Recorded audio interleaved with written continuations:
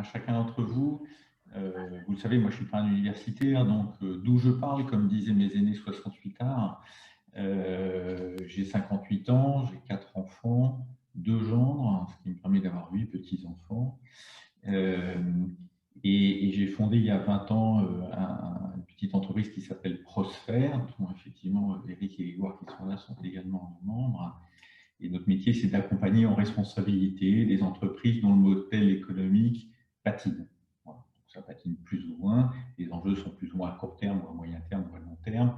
Mais il y a des enjeux stratégiques et donc de modèle économique fort.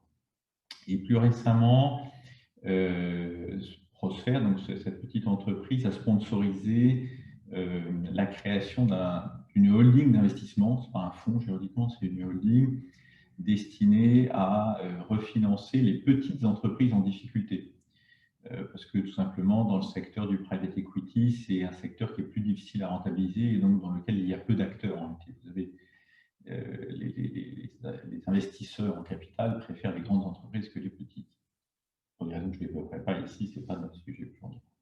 En revanche, ce qui est intéressant, c'est qu'au moment où je préparais cette rencontre, je recevais de l'organisation professionnelle des fonds d'investissement, qui s'appelle France Invest, une invitation à la présentation d'une étude intitulée comme suit « Croissance des entreprises accompagnée par un fonds, par opposition à la croissance des entreprises familiales ».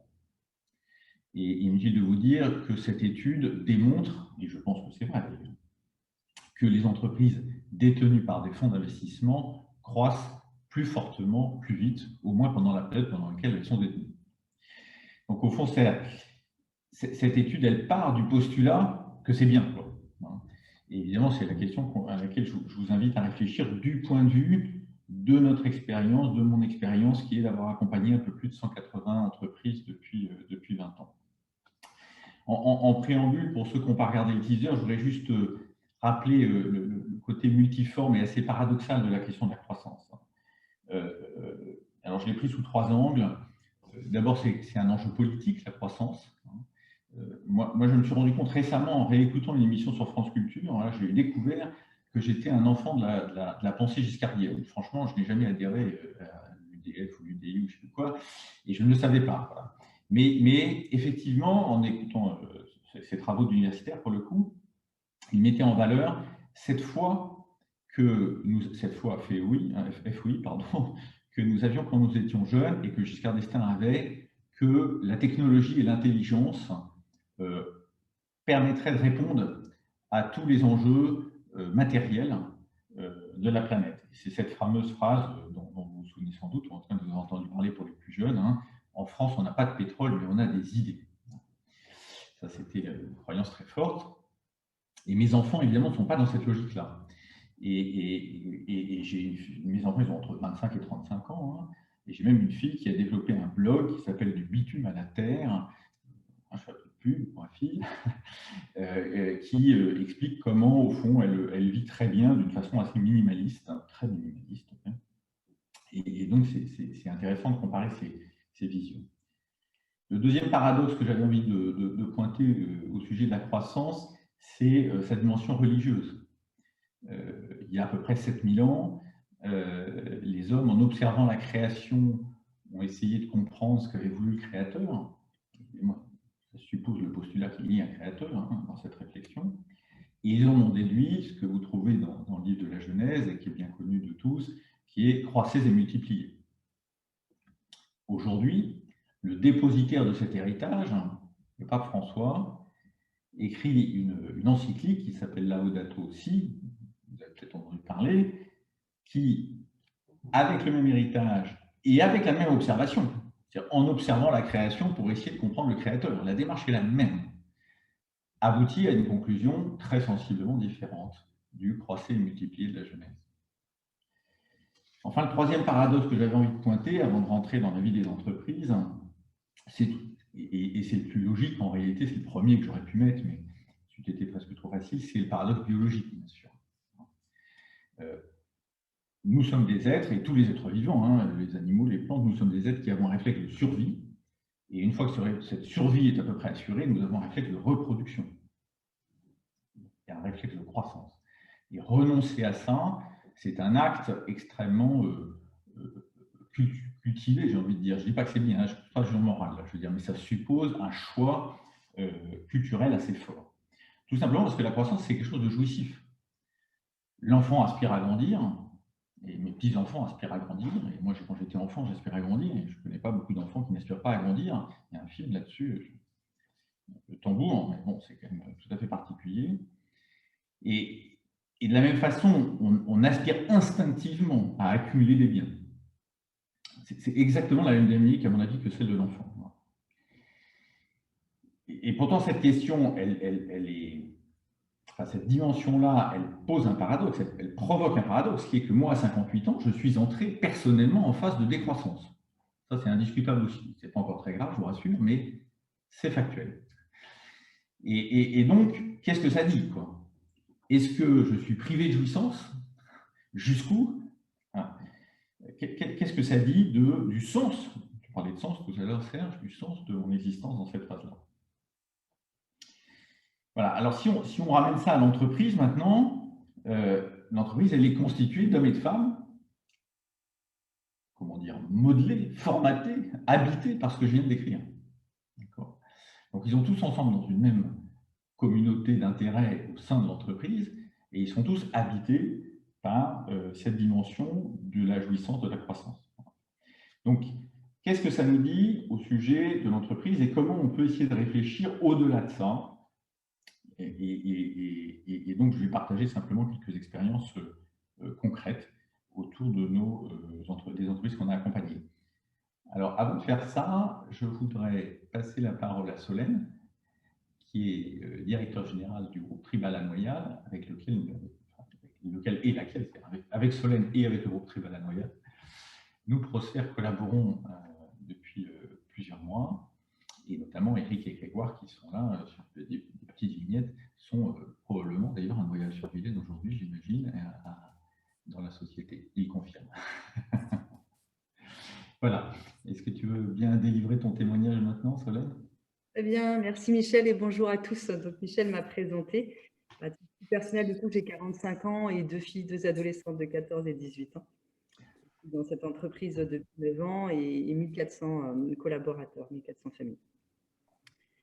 Pour illustrer le sujet, en fait, moi j'ai choisi de regarder sous l'angle de la décroissance ou le sorti de ce mirage de la croissance, pour reprendre le titre de Serge. Et le premier point, c'était partager avec beaucoup d'humilité et beaucoup de simplicité ce que j'appellerais mon apprentissage de la décroissance. En fait, c'était il y a 2 ans. C'était contraint. C'était avec Michel et les équipes Prosper. Et la décroissance, ne serait-ce que ce mot-là, c'était un gros mot, en fait. C'était un mot qui n'était pas acceptable dans le vocabulaire de l'entreprise. Et aujourd'hui encore, la performance dans la décroissance, ça gratte encore les actionnaires, alors même que ce que nous avons réussi en 2 ans, c'est de démontrer qu'on pouvait réussir la performance dans la décroissance. Et ce mot-là de décroissance, en fait, ça passe toujours pas. Voilà. Même si maintenant, ça fait partie de l'histoire de l'entreprise.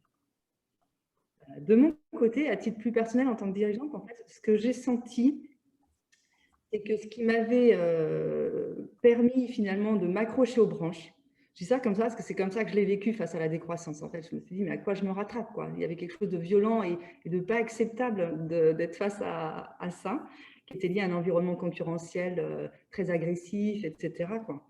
Et ce qui m'a permis de m'accrocher aux branches, en fait, c'est d'avoir accepté, avec le regard de Michel, que mon combat et ma mission allaient être la performance. Voilà. C'est comme si je pouvais accueillir cette décroissance subie. Je n'avais plus le choix, elle était là et je ne pouvais pas la changer d'un claquement de doigts.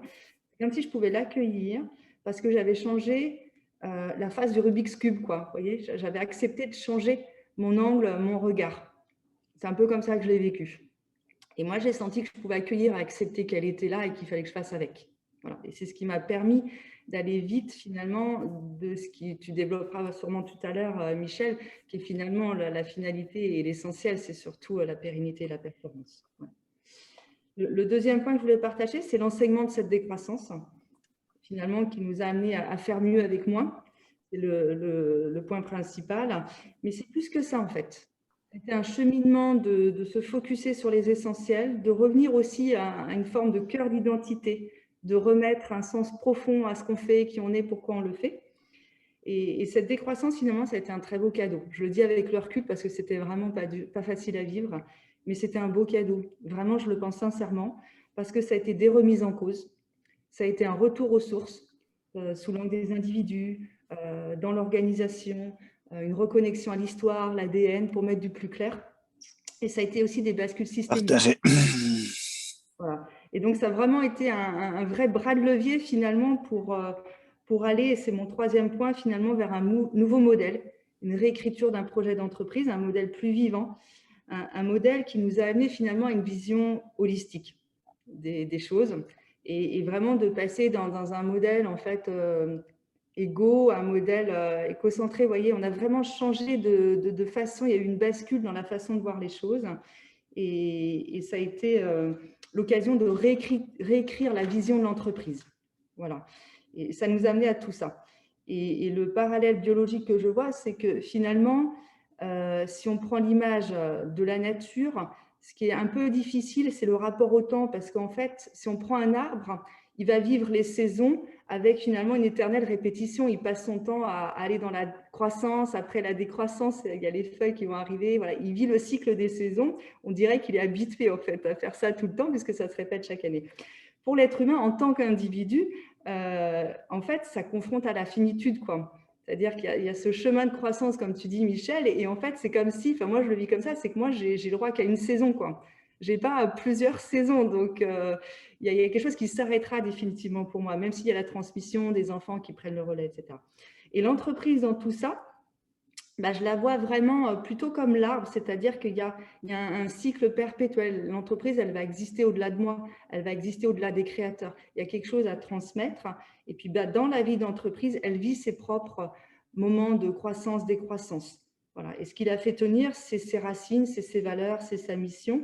Et ce qui l'a fait, en fait, passer d'un cycle à l'autre et dépasser ce rapport au temps. Voilà ce que je dirais. Et le plus difficile, finalement, en tant que dirigeant, c'est de gérer ces phases de transition et puis accepter soi-même son rapport aux contraintes existentielles, quoi.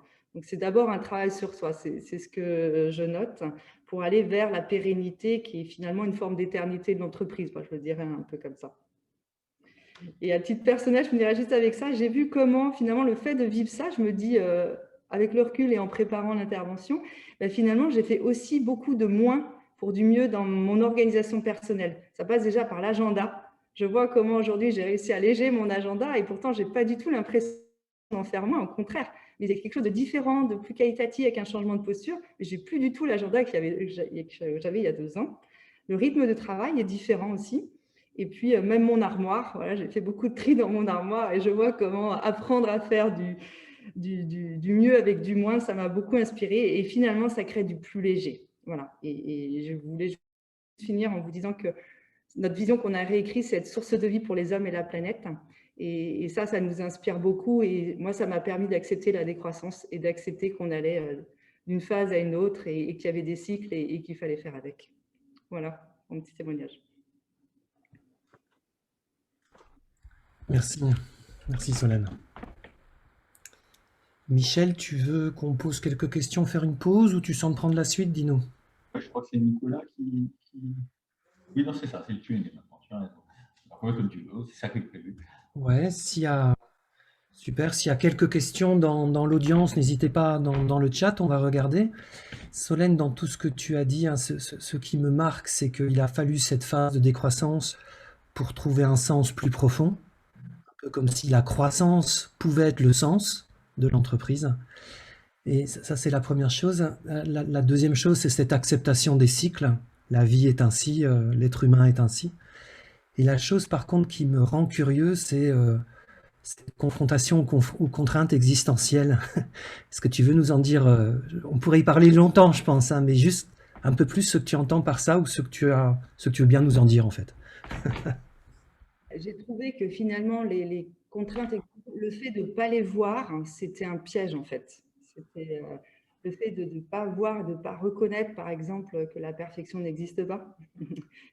Le fait de ne pas reconnaître et de voir que j'aurai une fin. Mmh.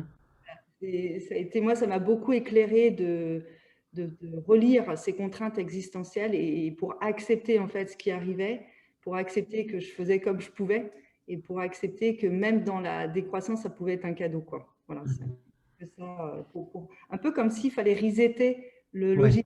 Tu vois, je me reconnaissais beaucoup dans ce que disait Michel sur le fait qu'on est formaté. Et je trouve que d'être confronté à une décroissance subie, ça suppose de resetter le logiciel, quoi. Et c'est un chemin. C'est un chemin. ouais, ouais. En fait, ce que tu dis, c'est qu'on a à l'intérieur de nous des choses qui nous empêchent peut-être d'aller voir à l'extérieur ce qui se passe, d'accepter ce qui se passe, parce qu'en fait, c'est à l'intérieur de nous qu'on a les fameuses angoisses existentielles ou contraintes, hein, telles que la finitude, hein, la perfection, la recherche de sens. Il y en a d'autres, merci, ouais. Je vois une question qui demande un peu plus de concret, Solène, sur par quoi s'est matérialisé votre projet de décroissance en entreprise. Si tu veux me donner un peu plus de concret là-dessus. Bah, concrètement, ça a été en fait une mobilisation de 100% des équipes avec une confrontation à la réalité des chiffres pour accepter ce que l'entreprise était en train de vivre, le regarder ensemble et partir en fait dans une recherche de performance, même dans la décroissance. Donc, avec les méthodes Prosphère que Michel expliquera peut-être tout à l'heure, ça a été vraiment de changer les règles du jeu, changer les méthodes et les pratiques en s'appuyant sur la confiance, la mise en autonomie, la mise en responsabilité des équipes, avec cette visée de pérenniser l'entreprise. Donc, ça a été un appel à des groupes de travail avec des règles de c'est celui qui fait qui sait, des règles de fonctionnement pour que chacun à son niveau regarde ce qu'il peut faire de mieux en termes de performance et qu'on puisse passer cette phase de décroissance sans mettre en danger l'entreprise au nom de sa pérennité. Merci Solène. Je pense que je vois plus trop de questions dans le chat. Peut-être Michel, si tu te sens de continuer. Solène, un grand merci. Je sais que tu dois nous quitter à 14 heures. C'est vraiment un merci du fond du cœur d'avoir pris ce temps. J'ai trouvé très inspirant que ça part de l'intérieur, en fait, hein. Ça part de l'intérieur. Merci. Peut-être qu'avant que Michel enchaîne, Serge, tu as une autre question dans le chat? Oui, je vais les prendre dans le chat si tu veux au fur et à mesure, Nicolas, pour permettre de se lancer. D'accord, super. Je vais y répondre, je suis avec vous jusqu'à 14h moins 5. Je vous propose de regarder trois choses maintenant concrètement, enfin que nous on vit en tous les cas chez Prosphère et effectivement qu'on partage avec les entreprises qu'on accompagne, hein, comme Solène l'a dit. La dimension juridique, c'est autour de la question de la croissance, la dimension d'utilité sociétale et puis les outils pour regarder cette dimension-là. Je pense que c'est intéressant de regarder la dimension juridique parce que, d'abord parce que le droit quand même fonde la société, donc moi j'aime bien regarder au fond quels sont les fondements objectifs de la société dans laquelle on vit. Et le droit ne donne pas au chef d'entreprise une mission de croissance pour l'entreprise. Le droit donne une mission de pérennité des activités. L'ultime responsabilité d'un chef d'entreprise en droit, vous avez le droit de ne pas être d'accord avec le droit, hein, je ne dis pas que la loi c'est l'absolu, d'ailleurs je pense même le contraire, mais c'est quand même un repère intéressant. L'ultime responsabilité d'un chef d'entreprise, c'est la pérennité des activités. Ce n'est pas du tout la croissance. Alors bien sûr, la pérennité peut passer par une nécessité de croissance. On le voit dans certains cas de fusion d'entreprise. Par exemple, je dis, si on n'a pas de taille critique, on ne vivra pas. Ce qui est intéressant d'ailleurs, c'est que dans la grande majorité des cas, et là il y a vraiment des études universitaires qui le montrent très bien, ce qu'on appelle la croissance externe, donc le rapprochement ou l'acquisition, le rapprochement entre deux entreprises ou l'acquisition d'une par l'autre, en fait provoque une décroissance organique. C'est-à-dire la grande majorité des opérations de rapprochement d'entreprise, dans la grande majorité, 1 plus 1 ne fait pas 2, il fait un peu moins. Ce qui n'est d'ailleurs pas complètement illogique en réalité quand on y réfléchit, parce qu'il y a souvent un dominé et un dominant. Évidemment, le dominant poursuit un intérêt particulier et va négliger, écarter une partie de ce qui est chez le dominé qui ne l'intéresse pas. Donc là, il y a bien si vous prenez la fusion à venir entre Peugeot, PSA et puis Fiat, il y aura évidemment une décroissance organique, c'est prévu. Donc Peugeot sera plus gros, enfin le groupe sera plus gros, fiat sera plus gros, j'ai envie de dire, mais en fait, la somme des deux sera plus petite. Ce que ça nous dit, cet aspect juridique des choses, c'est... Alors, oui, juste pour qu'il n'y ait pas de débat inutile, je veux dire, si un jour, en tant que chef d'entreprise, vous avez à répondre de ce qui s'est passé dans votre entreprise devant un tribunal, c'est ce critère-là que le tribunal regardera avant tout. C'est quelque chose, ce que j'exprime là n'est pas mon avis, je veux dire, c'est une réalité objective. Ce que ça implique pour le chef d'entreprise, à mon avis, de mon expérience, c'est deux choses essentielles. Le chef d'entreprise, il est garant de deux choses essentielles. Il est garant des valeurs du vivre ensemble. C'est-à-dire comment les personnes physiques dans une entreprise arrivent à vivre ensemble en paix et en bonne coordination et en bonne concertation. Et ça, c'est compliqué. Moi, je dis souvent aux salariés, c'est la raison pour laquelle on est payé cher. S'il n'y en a qu'une, c'est celle-là. Parce qu'en réalité, les valeurs, par définition, sont subjectives. Je crois qu'il faut l'assumer devant les salariés. Bien sûr qu'on peut tenter de les exprimer pour les rendre plus lisibles. On peut les partager, on peut faire des séminaires entiers sur ces sujets-là, et on en a fait chez Tribala. Mais à la fin, c'est bien la subjectivité des dirigeants qui va s'imposer. Et je pense qu'il ne faut pas mentir aux salariés là-dessus, ça me paraît un point important. La deuxième chose, on a dit, dont le dirigeant est garant, c'est le niveau de performance. Le niveau de performance nécessaire à la pérennité des activités. Tu as beaucoup parlé de performance, Solène, je partage totalement ça. Ça, le niveau de performance, il y a moyen de l'objectiver. Ce n'est pas toujours fait, et quand je dis pas toujours, c'est plutôt un euphémisme. Moi, ce que j'observe souvent, c'est que dans beaucoup d'entreprises, le niveau de performance, il est directement lié à l'état psychologique du dirigeant. Au fond, à travers l'entreprise, il cherche souvent, ou elle cherche souvent, à assouvir des besoins psychologiques personnels mal identifiés d'ailleurs, dont il n'est pas forcément conscient, dont il n'est souvent pas. Hein. Donc, en gros, comment à 58 ans, je peux faire plaisir à ma maman qui avait envie que je sois ceci ou cela. Enfin, bon, je fais de la psychologie de bazar, on convient, mais comme on a des psychologues autour de l'écran, ça ne leur échappera pas. Et donc, là, je crois que c'est vraiment important de faire l'effort, et j'y reviendrai dans mon troisième point, hein, d'objectiver ce niveau de performance, parce que si on demande trop à l'entreprise, en tant que dirigeant, on se fait plaisir, mais on l'épuise,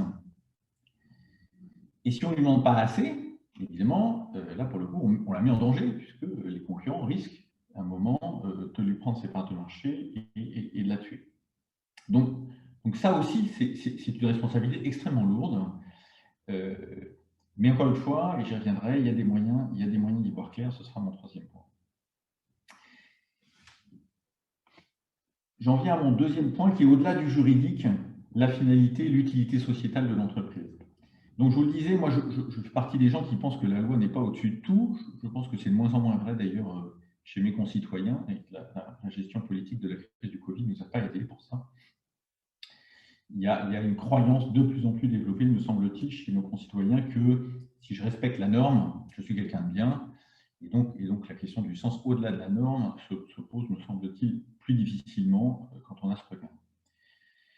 Moi, il me semble qu'au-delà de la loi et de la nécessité juridique que je respecte, hein, il y a au fond l'utilité sociétale de l'entreprise. Et les deux dimensions, cet objectif de pérennité qui m'est donné par le droit et l'utilité sociétale de l'entreprise, ne sont pas en contradiction. Parce qu'au fond, la meilleure façon d'être pérenne, c'est d'être utile. Alors, je suis conscient en disant ça que je ne résous pas complètement la question de la finalité, parce que si je développe un site pornographique, je suis manifestement utile à une partie de la société civile, si vous voulez. Hein.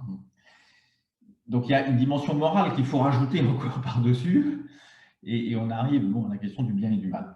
Je ne vais pas traiter la question du bien et du mal aujourd'hui, parce que là, je pense qu'on est parti dans quelque chose de beaucoup trop long. Donc, je vais rester à la question de l'utilité sociétale, donc un cran en dessous, plus modeste, mais sinon, on a dit que ce n'est pas jouable aujourd'hui.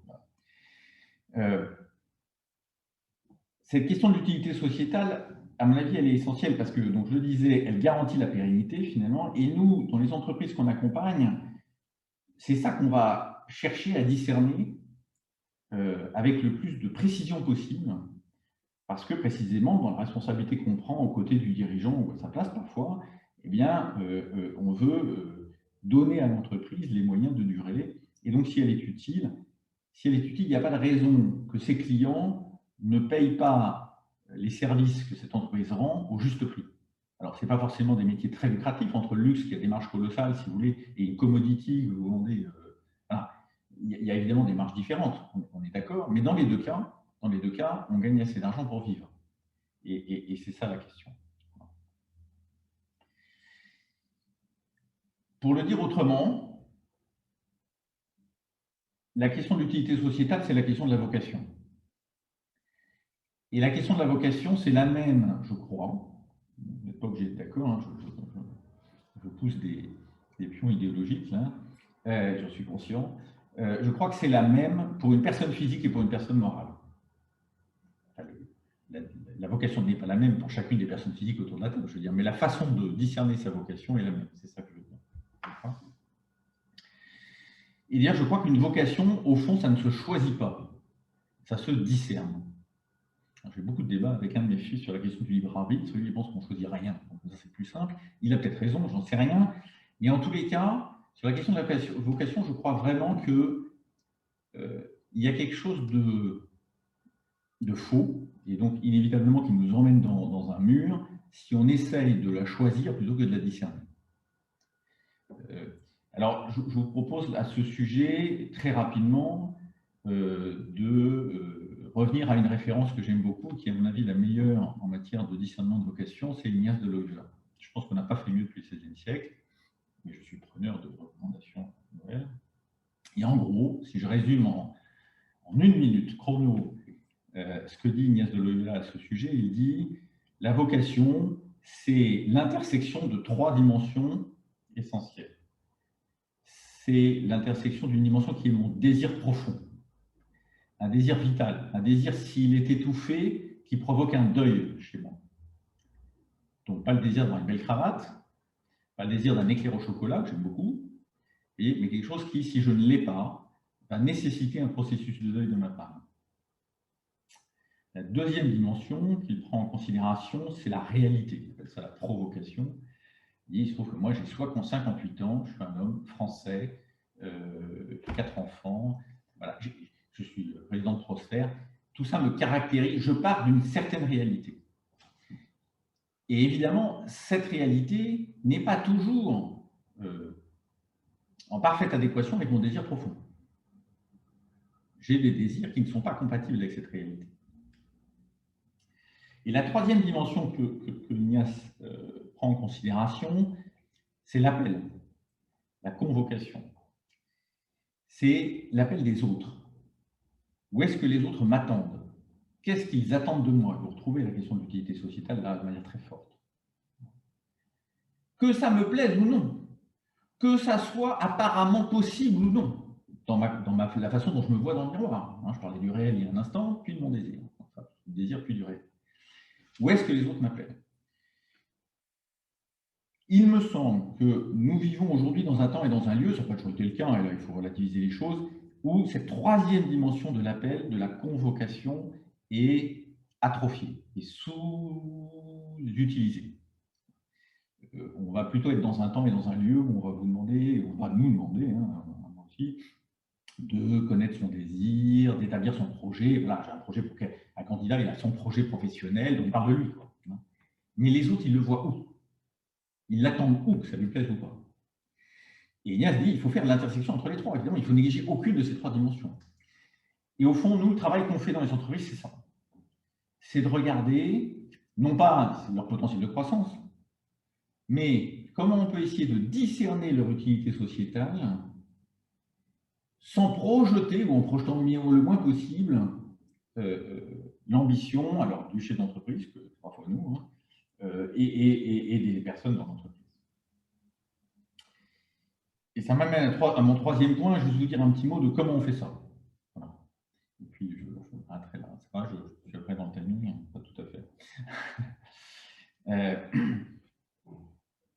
Très rapidement, l'approche qu'on a développée repose sur 2 piliers que Solène a évoqués tout à l'heure. Le premier, c'est celui de la subsidiarité. De ce point de vue-là, je suis moi, à titre personnel, un disciple d'un monsieur qui est décédé maintenant, qui s'appelait Bertrand Martin, qui a écrit un livre qui s'appelle Oser la confiance. Voilà, j'étais avec Claire Paponneau, qui est présente ici, dans une association qu'il avait fondée. Donc, j'ai rien inventé. La vérité, c'est que Bertrand Martin n'avait rien inventé non plus. En fait, c'est la doctrine sociale de l'Église de Léon XIII, la fin du XIXe siècle, hein, qui a été mise au goût du jour au fil des décennies. Et peut-être la version la plus contemporaine en 2021 de ça, c'est les travaux de Frédéric Laloux, Reinventing Organizations, qui paraissent plus fins que ce qu'a permis Isaac Getz avec de la vulgarisation de l'entreprise libérée, mais qui me paraît plus grossier. Voilà. Encore une fois, je porte des jugements, je le sais, vous n'êtes pas obligé d'être d'accord, je vous dis comment je le vis. En tous les cas, nous, dans les entreprises qu'on accompagne, on est très attentif, et plus qu'attentif, on est très actif pour augmenter considérablement la subsidiarité, c'est-à-dire faire descendre le pouvoir de décision très bas, le plus bas possible dans l'entreprise. Permettre à tous les salariés de se saisir de n'importe quel sujet, moyennant le respect d'un processus, évidemment, qui les sécurise sur le fait que ce qu'ils sont en train de faire est bien en ligne avec l'intérêt général, le bien commun de l'entreprise, et avec sa finalité, son utilité sociétale, sa vocation. Il faut vérifier ça. Mais justement, si vous apprenez à quelqu'un à vérifier cela, vous lui donnez au fond la capacité à prendre des décisions à la place de son chef, ou de son chef, ou du chef de son chef, ou du chef de son chef. Donc ça, c'est le premier pilier, c'est la subsidiarité. Et évidemment, ça rejoint la question de la vocation parce que ça signifie précisément, hein, ce que je viens de dire, que tous les salariés qui vont prendre une décision ont compris au sens propre du terme, ont pris avec eux la vocation de cette entreprise dans laquelle ils travaillent. Ils n'ont pas compris qu'intellectuellement, ils l'ont compris profondément. Le deuxième pilier, c'est un pilier plus analytique, donc beaucoup plus objectivé, que nous, on a appelé l'IRM, donc par référence à la médecine, hein, qui consiste à analyser de manière extrêmement fine la rentabilité de tous les granules de chiffre d'affaires de l'entreprise et à regarder cette rentabilité en coût complet et pas en marge. On dit à considérer qu'en fait, il n'y a pas de coût fixe dans l'entreprise, ce qui est d'ailleurs, à mon avis, intellectuellement vrai. Il y a des coûts plus ou moins variables, mais il n'y a pas de coût fixe. Il n'y a pas de coût fixe. Et d'ailleurs, si vous êtes une entreprise en croissance, vous allez trouver logique, avec le développement de l'activité, de rajouter une salle de réunion, un comptable de plus, etc., qui ensuite deviennent soi-disant des coûts fixes. Mais en réalité, ce n'est pas des coûts fixes, évidemment. Ils sont variables en croissance et ils deviennent fixes en phase de décroissance. Ils ne sont pas fixes du tout. Ce qui est intéressant quand vous regardez la rentabilité de tous les granules de revenus d'une entreprise, c'est que ça vous dit à un instant T comment les clients, et donc la société que vous servez, hein, rémunèrent ce que vous lui offrez, les produits ou les services que vous lui offrez. Et donc, ça vous permet de détecter comment cette société vote avec son portefeuille.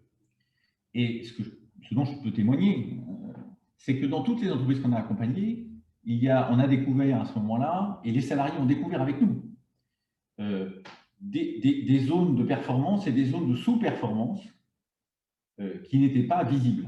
C'est-à-dire que rien n'était visible, il y avait des choses qui étaient visibles, évidemment. Mais de manière beaucoup plus fine, ils ont découvert qu'à l'intérieur de tel périmètre d'activité, que par exemple rentable, hein, il y a en fait une zone, il y a une prestation de service qui est rendue et ça, le client, il ne la paye pas. Alors, qu'est-ce que ça veut dire? Est-ce que ça veut dire que je n'ose pas les facturer? Est-ce que ça veut dire que ce service, il n'a rien à foutre, que ça ne sert à rien, hein, etc. Qu'est-ce que ça veut dire? Mais en tout cas, ça oblige à réfléchir sur la vocation. Ça oblige à réfléchir sur, mais est-ce que je suis utile à l'autre puisqu'il ne me paye pas les efforts, l'ensemble des efforts que je fournis pour lui servir ce produit ou ce service. Voilà, je m'arrête là parce que sinon je vais beaucoup trop déraper sur le. Merci Michel. On a une ou deux questions. On a une ou deux questions dans le chat. Écoute, ce qui me marque dans ce que tu dis, c'est plutôt que la vocation soit la croissance, c'est que la vocation ce soit l'appel du monde extérieur couplé bien sûr aux endroits d'intersection avec, comme tu disais, une réalité qu'elle soit aussi productive de nos capacités et aussi de notre désir. Et justement là-dessus, moi ce que j'entends beaucoup ces temps-ci, c'est le monde extérieur. Tu as d'une part les actionnaires, les investisseurs qui ont une attente, une demande, puis tu as les clients, et puis tu as la société, dans le sens celui qui va subir le collatéral de la pollution, de tout ce que tu veux. Donc, est-ce que tu peux nous éclaircir? Ma question n'est pas très claire justement, mais il y a plusieurs attentes en fait. Tu es demandé à plusieurs endroits, on t'est attendu à plusieurs endroits. Et est-ce que c'est pas ça, peut-être, cette difficulté? Une question subsidiaire, c'est: as-tu travaillé avec un client ou avec les actionnaires, vous êtes mis d'accord sur une rentabilité cible qui était inférieure par exemple à celle du marché ou pas supérieure, et se dire bah, ça c'est notre target, c'est pas la croissance, on veut tant de retour sur investissement, tu vois, et pas plus. Alors nous, on ne prend jamais ce genre d'engagement parce qu'on est comme un médecin qui arrive devant un malade, qui n'est pas toujours très malade, d'ailleurs, il peut être bien important, il faut aller voir son médecin juste parce qu'on a un bobo, quoi. Ou parce qu'on anticipe quelque chose. Moi, à l'âge que j'ai, je fais des examens préventifs. Et donc, on ne sait jamais exactement ce qu'on va trouver, on ne prend pas ce genre d'engagement. Mais ça rejoint la question qui a été posée par la question des entreprises réactives. Voilà, Gaëtan. À mon avis, ce que tu dis, je pense que ce n'est pas selon les secteurs, hein, c'est selon effectivement la philosophie à la fois du dirigeant et des actionnaires. Le rapport à la vocation versus le rapport à la croissance risque d'être différent. Du point de vue du dirigeant, par exemple, moi, je voudrais souligner la question des modes de rémunération. Si je rémunère mes commerciaux essentiellement variables en fonction du chiffre d'affaires qu'ils réalisent, je viens les pousser mécaniquement, enfin, je veux dire, voilà, à générer de la croissance. Hein. Donc, comment je les rémunère? Est-ce que je les rémunère en fonction de la pérennité qu'ils construisent? Et ça, ce n'est pas lié au chiffre d'affaires. C'est lié, encore une fois, à la rentabilité de ce qu'ils font et à la façon dont ce qu'ils vendent, pardon, et la façon dont ce qu'ils vendent va permettre à l'entreprise d'être pérenne, ce qui est très différent. Ou est-ce que je les rémunère simplement au chiffre d'affaires? Donc, nous, on est très hostile aux rémunérations variables et en particulier aux rémunérations variables des commerciaux qui nous semblent être des outils d'individualisme extrême et pas favoriser la pérennité des entreprises. L'autre dimension que j'ai envie de pointer, c'est celle de l'actionnariat, évidemment, et donc je reviens à mon tout premier point au début de cet entretien à 13h, c'est les LBO, évidemment. Les fonds d'investissement sont des actionnaires que nous servons régulièrement, hein, mais le LBO tente à créer la tentation, hein, vous avez compris, d'une croissance pour démultiplier les EBITDA, et comme la valeur de l'entreprise est un multiple d'EBITDA, voilà, si je fais croître mon chiffre d'affaires, la valeur absolue de mon EBITDA progresse, et quand je multiplie ensuite par 6 ou par 10, ben, forcément, je gagne de l'argent. Et ça rejoint aussi la question du mode de rémunération. Moi, je pense que les management packages des dirigeants dans les LBO sont pervers. Parce que certes, ils provoquent de la croissance à court terme. Je suis sûr que l'étude que France Invest voulait présenter dans le mail que j'ai reçu est valable. Mais en réalité, elles épuisent les entreprises et elles poussent le dirigeant finalement à avoir un regard auto-centré sur son management package. Comment, dans les 3 ans, dans les 5 ans, je gagne le max, et non pas comment je suis là pour l'éternité. Hein, tu disais ça, Solène, c'est très juste. L'entreprise, elle va durer alors que moi, je ne vais pas durer. Hein, tu as dit ça, et c'est excellent.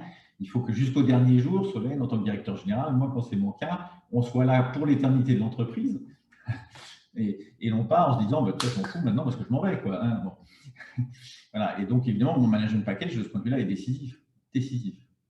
Donc, moi, je crois que c'est les outils qui pervertissent qui contribue à pervertir un cœur de l'homme qui peut être facilement perverti, il faut bien reconnaître. C'est-à-dire que le terreau est là, hein, on peut basculer du bon ou du mauvais côté de la force, hein, ça c'est la réalité.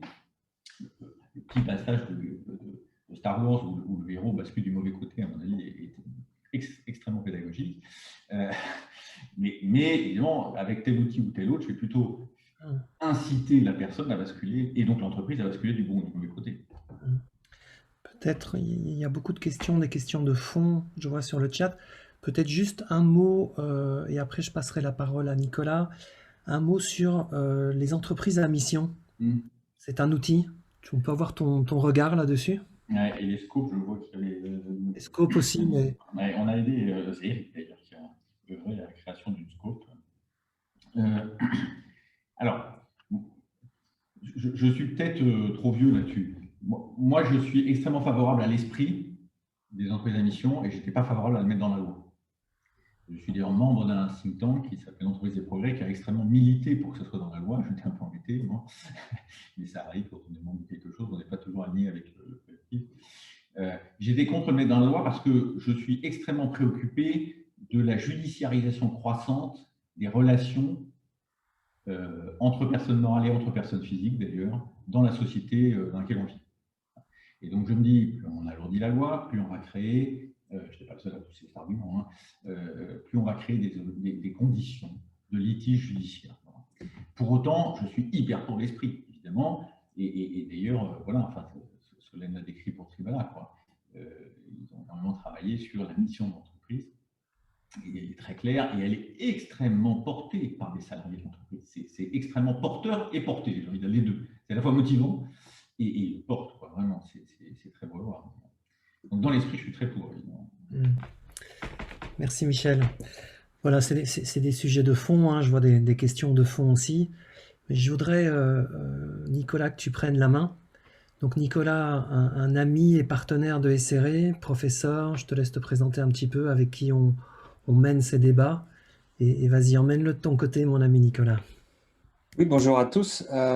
Nicolas, la seule chose que je voudrais rajouter dans ma présentation, Serge, c'est que je suis professeur depuis 20 ans dans des pays anglo-saxons. Et je pense que certaines remarques que je vais faire, en fait, le sont d'une perspective culturelle qui est différente. Et ça va sans doute amener un peu le débat aussi. Ce que je voudrais remonter un peu, c'est sur certains points que Michel et Solène ont abordés, notamment sur celui de la croissance et les variations de la croissance. Donc, il y a plusieurs formes de croissance. Et j'ai beaucoup aimé, Michel, que tu as dit que tu étais un enfant de Giscard d'Estaing. En fait, le premier rapport qui a challengé la croissance en tant que croissance économique date de 1972, donc 2 ans avant Giscard. Ça s'appelait les limites de la croissance, Limit to Growth. Ça a été créé, ça a été écrit par des chercheurs du MIT. Et déjà à cette époque-là, et je pense que c'est là où on a été formaté d'une manière différente, ce rapport émettait des doutes certains quant à la limite de la croissance en termes de croissance économique. Des limites physiques, des limites sociétales qu'on ne pourrait pas dépasser. Donc, ce rapport a été traduit en France en 2004, il me semble, les limites de la croissance. Mais donc, ça fait un petit moment qu'on se questionne sur ces sujets-là. Et je voudrais présenter peut-être 5 variations de croissance qui sont différentes perspectives. Vous adoptez celle qui vous paraît la plus judicieuse, mais c'est juste des perspectives. Il y a la croissance qu'on considère la croissance économique. Donc, la croissance économique, c'est dû au système économique dans lequel on est aujourd'hui. On a été formaté à ça dès le plus jeune âge, dans nos études, dans nos expériences professionnelles. Mais c'est une croissance économique qui est basée sur un retour. Après, il y a des notions un peu plus liées au développement durable. Il y a la croissance verte aussi, qui est beaucoup aujourd'hui à l'ordre du jour. Une croissance verte, en fait, c'est une croissance toujours économique, mais qui aussi réduit l'utilisation de ressources. Donc, c'est une autre variation qu'on peut voir dans la croissance. Bon, intéressant, ça donne une autre perspective. Et puis, il y en a 3 autres, dont une qu'on a émise aujourd'hui, que je ne pensais pas avoir aujourd'hui, mais en fait qu'on a eu, donc c'est extraordinaire. Il y a la croissance prospère, non pas phosphère, prospère, donc c'est un peu différent. La croissance prospère, c'est une croissance économique qui réduit l'inégalité sociétale, donc avec les parties prenantes. Encore une fois, c'est une autre façon de lier à la croissance. Et puis, il y en a 2 autres. Alors, Solène, tu as parlé de la décroissance. Dans le monde académique, quand on parle de la décroissance, c'est une décroissance choisie. Donc, c'est quelque chose qui est assez fort. Et puis, il y a la dernière notion qui est liée à la croissance, qui est la récession. Donc, ça, c'est une décroissance qui est non choisie. C'est les 5 variations. Alors, la seule chose que je voudrais ajouter sur la décroissance, c'est peut-être un gros mot dans le monde des sociétés en France. Ça ne l'est pas du tout dans le monde anglo-saxon. Donc, c'est quelque chose qui est assez déroutant. Il y a énormément d'études académiques, puis aussi des exemples de sociétés dans le monde anglo-saxon qui sont allés dans ce modèle-là. Donc, pour une raison encore à peu près inconnue, c'est pour ça que les académiques sont intéressants, c'est pas du tout présent, enfin c'est peu présent dans le monde, dans la culture française. En Angleterre, aux Pays-Bas, on a des discussions assez fréquentes sur cette notion de décroissance. Une décroissance choisie, hein, donc on se pose des questions, par exemple, comment gérer la monnaie, comment gérer les fonds publics quand il n'y a pas de croissance. C'est plein de questions comme ça qu'on se pose, hein, autour de la décroissance. Donc, des choses intéressantes à approfondir. Donc ça, c'était sur la croissance, hein. C'est un sujet qui est depuis longtemps en fait débattu, et il y a certaines variations, croissance économique, vert, prospère, décroissance, récession, qu'il faut bien comprendre pour gérer en fait toutes ces variations. Donc ça, c'est la première chose que je voulais apporter. La deuxième, et c'est sur cette idée de vocation, utilité sociétale que tu as émis, Michel. La loi, en fait, permet maintenant d'accompagner les sociétés, hein. On a parlé des sociétés à mission. Les sociétés à mission, c'est l'exemple extrême où toute l'entreprise est vers un but, une quête de sens. Il y a aussi une étape intermédiaire que je voudrais souligner, c'est juste de définir la raison d'être, qui est aussi dans la loi Pacte, hein, qui a été mise en France aujourd'hui. On peut définir en tant que société une raison d'être, qui peut être dans les statuts de l'entreprise. Il y a aussi un risque de litige judiciaire par rapport à ça. Je suis tout à fait d'accord avec toi, Michel. Mais c'est une étape intermédiaire entre l'intérêt social, ce qui est dans la loi aujourd'hui, l'entreprise, la raison d'être, et ensuite l'entreprise à mission. C'est des étapes qu'une entreprise aussi peut gérer. Et je voudrais juste donner une métaphore que j'aime beaucoup pour comprendre ces notions. L'intérêt social, si je prends une métaphore avec le corps humain, l'intérêt social, c'est ce qui permet au corps de vivre. C'est les fonctions vitales qui permettent au corps de vivre. Donc, c'est la pérennité de l'entreprise, si on met ça dans le discours de l'entreprise. La raison d'être, c'est ce qui donne un sens au corps. Et ce sont deux choses à mettre en exergue par rapport à l'entreprise, hein. Il faut sans doute balancer les deux et il faut sans doute retrouver le deuxième qui a été sans doute oublié, hein. On a un intérêt social qui est relativement bien défini dans les sociétés. La raison d'être l'est beaucoup moins, hein. Donc, je voudrais finir là-dessus sur la raison d'être, hein, qui est accompagnée par la loi Pacte. Il y a des plus-minus dans ces lois, bien sûr, mais c'est une avancée presque historique, hein. En France, en tout cas, ça a commencé dans les pays anglo-saxons aussi, hein, aux États-Unis et en Angleterre, sur mettre la raison d'être au cœur de l'entreprise. Donc, je m'arrête là, Serge, je sais qu'on est un peu pressé par le temps, donc je m'arrête là, mais les variations de la croissance et l'accompagnement par la loi de la raison d'être jusqu'à l'entreprise à mission, c'est des choses qu'il faut avoir en tête pour avancer sur cette thématique. Super. En fait, je suis marqué, hein, par un bout du témoignage de Solène. Le sens n'est pas la croissance. Et c'est un peu, d'ailleurs, dans croissance, il y a sens, malheureusement. Mais on pourrait vite tomber sous ce biais-là, quoi. Que le sens, ce soit la croissance. Personnellement, j'ai vécu aussi des témoignages où des entreprises qui portaient un sens intrinsèque, une transition énergétique ou apporter un bien à la société, en fait, se fragilisaient très rapidement quand on allait gratter autour du sens, parce que c'était tellement évident qu'elles ne le travaillaient que très peu, du coup. Voilà. Merci à vous. Il nous reste encore, pour ceux qui peuvent rester, il nous reste encore une quinzaine de minutes ensemble, exactement. Je vais vous proposer quelques questions. Je vais les mettre à l'écran. Et l'idée, c'est de prendre, j'ai envie de dire, 1 minute de réflexion, ou 2. Voilà les questions, je vais vous les lire. Vous les voyez, je pense, hein. Et puis d'aller en petits groupes, une dizaine de minutes, si tu peux régler le timing, Christelle, un grand merci. Et donc, voilà, tout ce qu'on a fait là, au début, en démarrant, j'ai dit, ça sert à nous inspirer, nous ouvrir à la fois la tête, la connaissance, mais surtout le cœur et les tripes. On parle de ça sur ces sujets-ci. On parle de fondement de l'être humain et de la société qui est constituée d'êtres humains. Hein, c'est pas juste de la compréhension, je veux dire. Donc, dans tout ce qu'on a entendu là, qu'est-ce qui me marque? Qu'est-ce qui me décale peut-être, m'inspire, me met en énergie ou même l'inverse, hein, ça peut être aussi me plombe complètement. Quel sens cela aurait peut-être pour moi, si c'est le cas, d'implémenter certaines choses, de les tester dans mon environnement professionnel? Et s'il y avait, voilà, s'il y avait cet élan, qu'est-ce qui pourrait freiner concrètement à cette mise en mouvement? Et ces freins peuvent être évidemment l'extérieur, le monde extérieur, les investisseurs, mon boss, les statuts de la société, tout ce qu'on veut, mais il pourrait être aussi à l'intérieur de moi, comme l'a très très bien exprimé Solène, ce changement de regard qui a été nécessaire pour qu'après elle puisse vivre et faire quelque chose de cette décroissance voulue.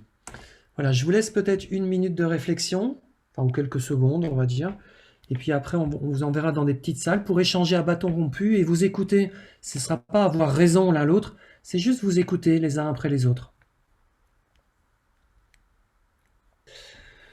On est un peu, on arrive au bout de notre timing. La proposition, ceux qui ont le goût, et en tout cas nous, essayer, ça nous ferait plaisir, si vous avez un mot de fin sur cette rencontre, sur ce avec quoi vous repartez, ou un mot à nous dire à nous qui avons organisé ceci, à Michel évidemment, Solène qui nous a quittés, eh bien laissez un mot dans le chat. Voilà, on va terminer comme ça. On a des prochaines rencontres organisées par Essere. On a une bulle d'oxygène le 21 juillet à 13 h. Si vous êtes intéressé, vous nous écrivez. Une bulle d'oxygène, c'est 1 heure pour se reconnecter. C'est pas une conférence de ce type-ci, mais c'est plus un temps de recul, un temps de ralentissement pour soi-même, voilà, de 13 à 14. On a une autre visio-rencontre le 22 septembre. Attendez, il y a quelqu'un là qui est là. Le 22 septembre avec Carole Seignevert de Valrhona, qui nous parlera des ingrédients de la transformation Sustainability de Valrhona. Voilà pour l'instant nos prochains épisodes. Et dans les quelques minutes qui nous restent pour terminer à 15, peut-être Michel, tu veux donner un mot de fin ou tu as... Ouais. Si je dis un mot de fin, en fait, je pense à une question que tu m'avais posée en préparant. Ouais. Parce qu'au fond, Solène le disait tout à l'heure, il partageait encore une fois le fait que l'entreprise a vocation à nous survivre.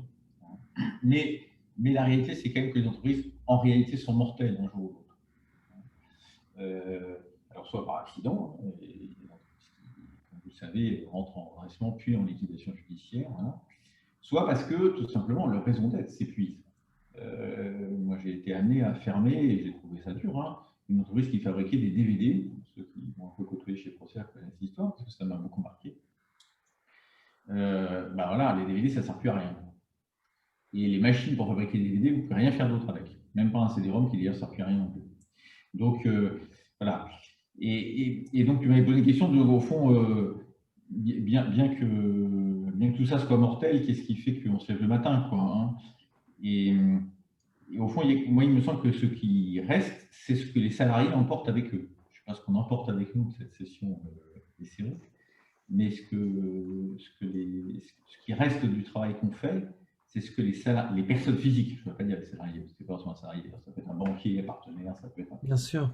Les personnes physiques emportent avec elles du temps qu'on aura passé avec elles et du travail qu'on aura fait ensemble pour mettre du sens dans l'entreprise et discerner sa vocation. Et ça reste. Et ça reste. Et d'ailleurs, on a une relation avec certains pendant des années grâce à ça. Exactement, Michel, merci. Ouais. Merci pour ce mot de fin. L'autre jour, avec mes partenaires Christelle et Andrew, on parlait un peu de nos propres drivers et le métier que je fais, c'est dans l'espoir que des familles en profiteront. Pas mes clients, pas que mes clients, pas que les salariés, employés et autres partenaires de mes clients, mais que ça puisse rentrer dans des familles et se perpétuer à travers de plusieurs générations. Merci à tout le monde, dans l'espoir ou l'espérance de vous revoir bientôt. Notre but, c'est apporter du sens, un peu plus de sens dans le monde de l'entreprise. Je crois qu'aujourd'hui, on y a contribué au moins un petit peu à la mesure de nos moyens. Merci à tout le monde, bonne suite de journée, à très bientôt. Merci. Merci, au revoir. Merci, au revoir à tous.